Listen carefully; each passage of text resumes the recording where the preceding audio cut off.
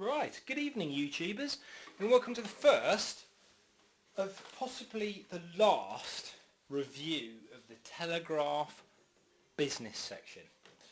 I've been thinking about doing this for quite a while, doing a sort of YouTube summary of the YouTube, and I actually need to speed up because in these days of diminishing attention span, we're all into sort of things like 60-second briefings and things like that.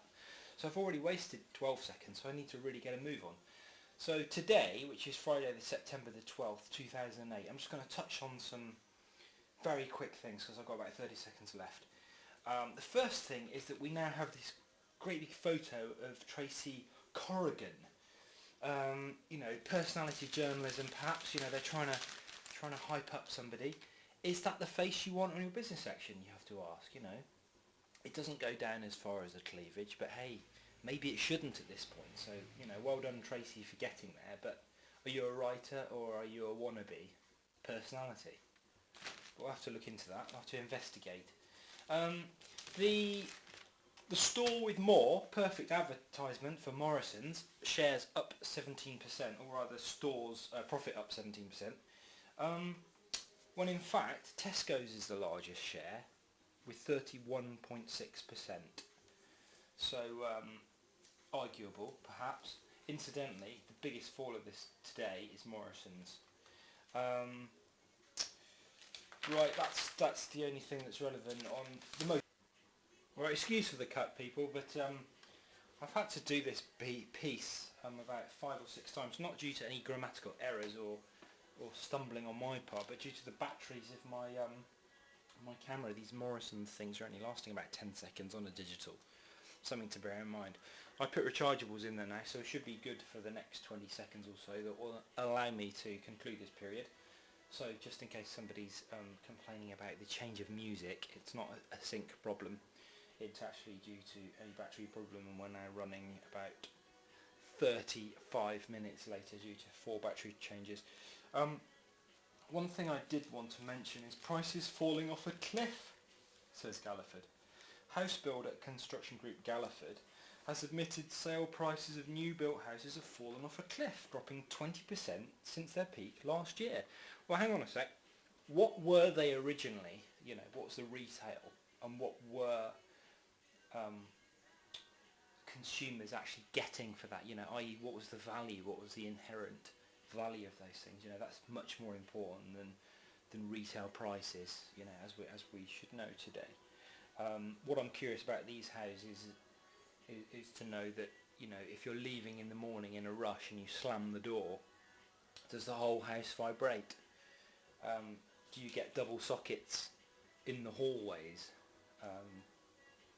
Do you get an airing cupboard or a bathroom that's large enough to stand around in with a towel without smashing your head on something that's sticking out of the roof, the ceiling? Things have moved on. If you compare a house that was built 50 years ago or 100 years ago, not daring to sound maybe traditionalist or whatever, but things have changed in a great way. Those who enjoy living in an older house can make as much noise as they want in a certain room and don't need to worry about the person next door in the same house, let alone their neighbours. Whereas as other folk will know today, you only need to raise your voice and suddenly you've got your neighbour coming around to complain, due to these sort of cardboard cut-out orange box type houses that are built by these construction firms. So retail price has nothing to do with it. They cost about £5,000 to make. Concrete slabs, you've seen them being built. The cranes come in, drop 5 concrete slabs into place, and then they sell them on. And the land cost maybe £9 grand, so alright, so say 20-30 grand, and the rest of it's profit to the shareholders and advertising and marketing. So time to go up there a bit, because obviously we didn't have marketing and massive expenses of advertising 50, 100 years ago. We can learn something from that. Alright, we move on. Finally, I'd like to just mention 2 other would-be personality journalists. You've got here Market Report by Ben Harrington, who looks like a student.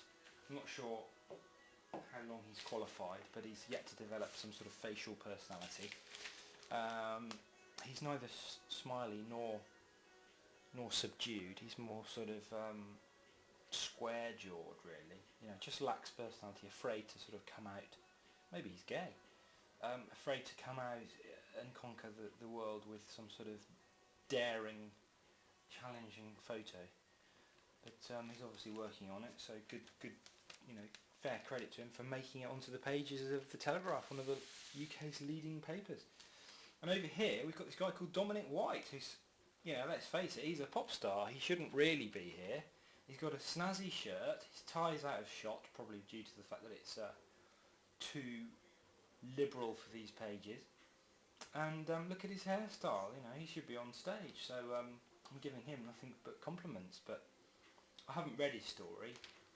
But again, it's, you know, about Morrison's. So to conclude, Morrison's has definitely won the day today. That's the biggest story here today, and Telegraph is going with that. You know, the store with more Morrison's. So well done Telegraph, and well done Morrison's for a joint marketing activity there that probably costs nothing but will reap thousands in trade. Okay, well that's the end of the trial pilot for this session. If the communal answer is it's shite, I won't bother to do it again. If people like it, I will do it again. So YouTubers, you choose. Thank you. Good night.